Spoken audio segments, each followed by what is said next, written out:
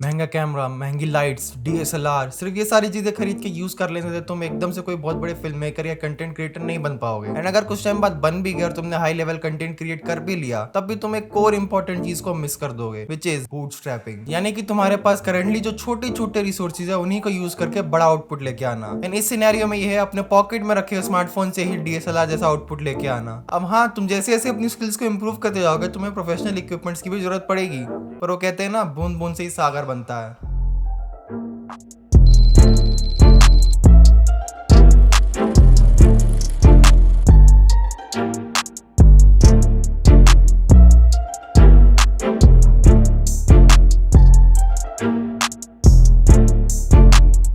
अब सबसे पहले ये समझते हैं कि क्यों इस वीडियो के केस में हमारा डीएसएलआर आर रेटेड है, जो स्मार्टफोन का कैमरा स्टिल PG-13 है। आई मीन टू से कि ये समझते हैं क्यों हम आउट ऑफ द पॉकेट अपने स्मार्टफोन से डीएसएलआर जैसी वीडियोस को शूट नहीं कर सकते। तो इसके मेनली 3 रीजंस है। The first one is sensor size. अब देखो, किसी भी कैमरा में जितनी ज्यादा लाइट कैप्चर होगी वो उतनी ही better video and image quality को प्रोड्यूस कर पाएगा। एंड बिकॉज डीएसएलआर का सेंसर साइज काफी बड़ा होता है as compare to smartphones, therefore it allows the camera to capture more light, and while smartphone on the other side has a very small sensor size, जिसकी वजह से वो ज्यादा लाइट कैप्चर नहीं कर पाता and better videos and image quality produce नहीं कर पाता है। एंड वन मोर थिंग जो स्मार्टफोन कैमरा अच्छे से प्रोड्यूस नहीं कर पाता है वो है डेप्थ।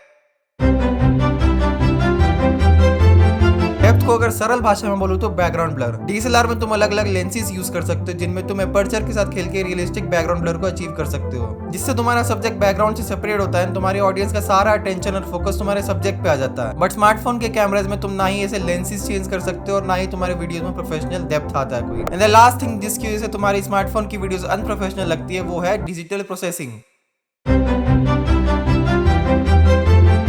जब भी स्मार्टफोन से कोई भी वीडियो रिकॉर्ड करते हो तो तुम्हारे स्मार्टफोन का जो डिफॉल्ट कैमरा ऐप है वो इस वीडियो पे एक डिजिटल पोस्ट प्रोसेसिंग को अप्लाई करता है, यानी कि मेरी भाषा में तुम्हारी वीडियो पे पोछा मार देता है। और अगर ये पोछा ज्यादा गीला हुआ तो तुम्हारी वीडियो ज्यादा सॉफ्ट, एंड अगर पोछा ज्यादा सूखा हो तो तुम्हारी वीडियो ज्यादा शार्प हो सकती है। अब अगर हम इस पोछे और बाकी दोनों प्रॉब्लम्स को सॉल्व कर ले तो then we will get our masterpiece.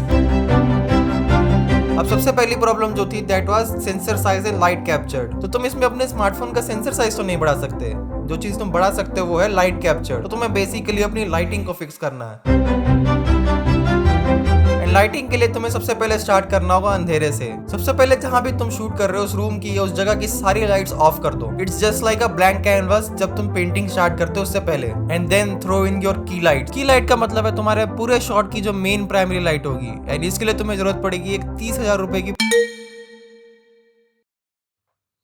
लगता है इस वीडियो के लिए बजट से बाहर हो गया था। तो तुम्हें चाहिए एक सस्ती सी 500 से 800 रुपए की नॉर्मल एलईडी बल्ब। अब क्योंकि ये लाइट बहुत ज्यादा ब्राइट एंड पावरफुल होनी चाहिए तो ध्यान रखना कि जो लाइट है तुम्हारी ये एटलीस्ट 40 to 50 वॉट की हो, एंड इसका जो कलर टेम्परेचर है वो भी अराउंड 5000 केल्विन टू 6000 केल्विन होना चाहिए, बिकॉज जो नेचुरल सनलाइट है वो भी इसी रेंज में आती है, एंड इसी टेम्परेचर में हमारे जो स्किन टोन्स हैं, जो बाकी कलर्स है वो निखर के आ पाते हैं। हाँ, अगर तुम स्पेशली अपनी वीडियोस में कोई कूलर या वार्मर लुक बनाना चाहते हो तो तुम उसके लिए रिस्पेक्टिवली ज्यादा या कम टेम्परेचर के और जा सकते हो। अब इस लाइट को तुम्हें अपने सब्जेक्ट के सामने नहीं, सामने की लेफ्ट या राइट साइड को प्लेस करना है। अनलेस तुम एक फ्लैट लुक बनाना चाहते हो अपने सब्जेक्ट के फेस पे तब तुम इसको सामने प्लेस कर सकते हो, पर अगर तुम एक ज्यादा डायनेमिक और डेप्थ वाला लुक चाहते हो तब तुम्हें इस लाइट को सब्जेक्ट के 45 डिग्री एंगल पर टॉप से डायरेक्ट करना है। अब तुम्हें इस लाइट को सॉफ्ट करना है, जिसके लिए तुम इस लाइट के आगे ये बटर पेपर लगा सकते हो जो तुम्हें मार्केट में किसी भी स्टेशनरी शॉप से 5 रुपए में मिल जाएगा। लाइट को सॉफ्ट करने से तुम्हारे सब्जेक्ट पे जो हार्ड शेडोज बन रही है वो सॉफ्ट और डिफ्यूज हो जाएंगी। एंड अगर तुम अपने सब्जेक्ट पे और ज्यादा सॉफ्ट एंड डिफ्यूज शेडोज चाहते हो तो तुम 1-2 लेयर और लगा सकते हो बटर पेपर की।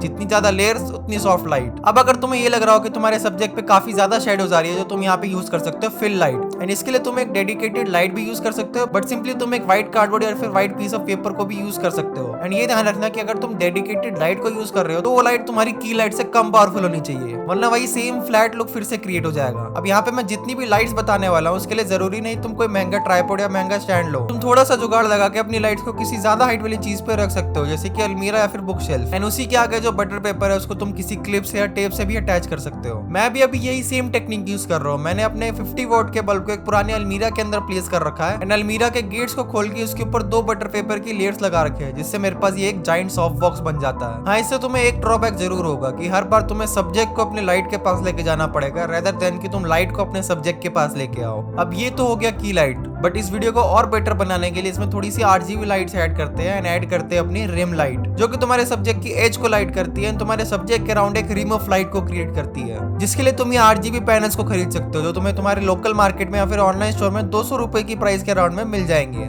इस लाइट को तुम्हें तुम्हारे सब्जेक्ट की शेडो वाली साइड की पीछे से डायरेक्ट करना है, जिससे तुम्हारे सब्जेक्ट की जो शेडो वाली साइड है उसकी एज लाइट हो जाएगी। एंड ऑल्सो ये हेल्प करती है तुम्हारे सब्जेक्ट को बैकग्राउंड से सेपरेट करने में। एंड ट्राई करना कि जो रिम लाइट है ये ऑडियंस को देख के ऐसा लगे कि ये किसी एक्चुअल सोर्स से आ रही हो। एंड मैंने यहाँ पे ये चीज इस वीडियो में तो यूज नहीं की, उसका रीजन मैं तुम्हें आगे बताऊंगा, बट अगर तुम मेरी बाकी वीडियोस में देखोगे तो उसमें मैं ऑरेंज रिम लाइट को यूज करता हूँ, जिसके लिए मैं अपने बैकग्राउंड में लैपटॉप को प्लेस करता हूँ और उसमें एक फायर बरने वाली वीडियो को प्ले कर देता हूँ, जिसको देख के ये लगता है कि जो ऑरेंज रिम लाइट है वो उसी लैपटॉप की डिस्प्ले से आ रही है। एंड ये चीज हमारी एक और चीज को कवर कर देती है, विच इज प्रैक्टिकल लाइट्स। अब ताकि तुम्हारा बैकग्राउंड बहुत ज्यादा सूखा सूखा एंड पेल ना लगे, इसके लिए तुम्हें अपने बैकग्राउंड में एक्चुअल लाइट सोर्सेज को प्लेस करना है, जैसे कि वो लैंप या फिर मेरी तरह डिस्प्ले। बट इस बात का ध्यान रखना है कि तुम बैकग्राउंड में जो भी लाइट प्लेस करो बहुत ज्यादा हार्श ना हो एंड तुम्हारे सब्जेक्ट को इंटरप्ट ना करे। अब हाँ, मैंने यहाँ पे एक प्लेस कर रखी है, पर इसका रीजन मैं तुम्हें आगे बताऊंगा। एंड देन इसके बाद भी अगर तुम्हारा बैकग्राउंड बहुत ज्यादा सूखा सूखा और पेल फील हो रहा है तो तुम उसके लिए एक और लाइट ऐड कर सकते हो, which is background light, simply तुम्हारे बैकग्राउंड को थोड़ा सा लाइट अप करने के लिए। एंड अब यहाँ पे तुम ये ध्यान रखना कि तुम्हारे फ्रेम में जितनी भी तुम RGB लाइट्स यूज कर रहे हो उनका जो कलर कॉम्बिनेशन है वो आपस में कॉम्प्लीमेंट्री होना चाहिए, जैसे कि ऑरेंज और ब्लू आपस में कॉम्प्लीमेंट्री, तो मैं यहाँ पे ऑरेंज एंड ब्लू को यूज कर रहा हूँ। कॉम्प्लीमेंट्री कलर को यूज करने से तुम्हारी वीडियो में एक डायनेमिक कॉन्ट्रास्ट क्रिएट होता है, जो कि देखने में और बेटर लगता है, तुम्हारी वीडियोस को एक लेवल ऑफ डेप्थ भी प्रोवाइड करता है। अब क्योंकि इस लाइटिंग की वजह से तुम्हारी वीडियोस में ऑलरेडी काफी डेप्थ आ चुकी है एंड जो तुम्हारी सेकंड प्रॉब्लम थी वो भी ऑलमोस्ट सॉल्व हो चुकी है, बट स्टिल जो रियलिस्टिक बैकग्राउंड ब्लर था वो अभी भी मिसिंग है तुम्हारे शॉट से,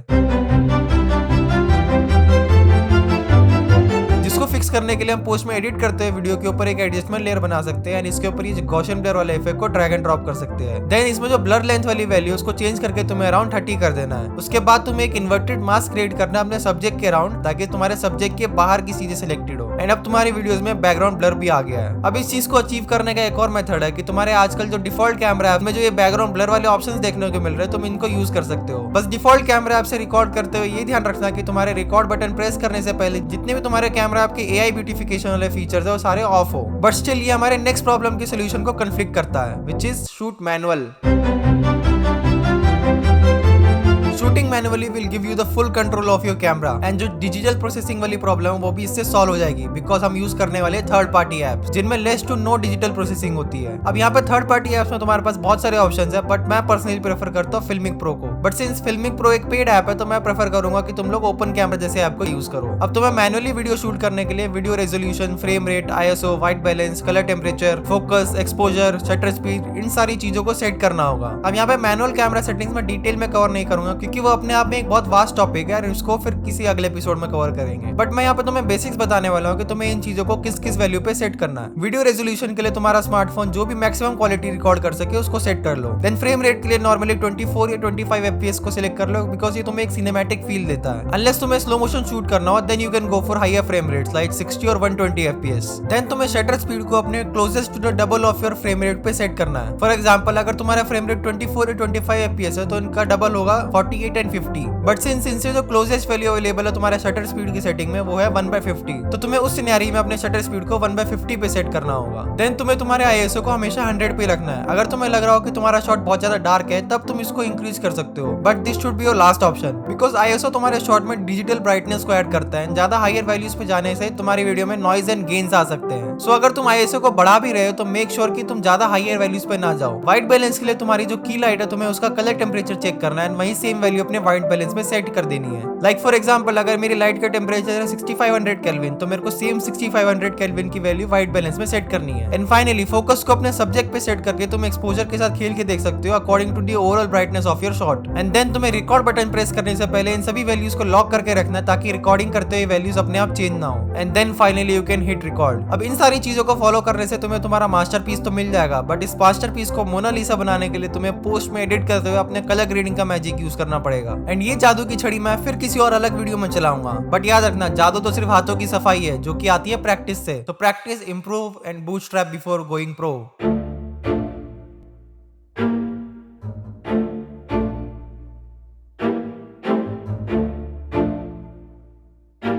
लास्ट बोनस टिप के लिए मैं तुम्हें कहूंगा कि अलग अलग एंगल्स को ट्राई करो। ये चेक करो कि जिस जगह तुम शूट कर रहे हो उस जगह अलग अलग एंगल्स में कैसी क्वालिटी और कैसी लाइटिंग देखने को तुम्हें मिल रही है। एंड जहां पे भी तुम्हें तुम्हारी बेस्ट क्वालिटी एंड लाइटिंग मिल जाए वहां पे अपने कैमरा को प्लेस करके शूट करना चालू करो। एंड इसी रीजन की वजह से मैंने ये लाइट को अपने शॉट में रखा हुआ था, बिकॉज मेरे को इस एंगल में बेस्ट लाइटिंग और बेस्ट क्वालिटी मिल रही थी।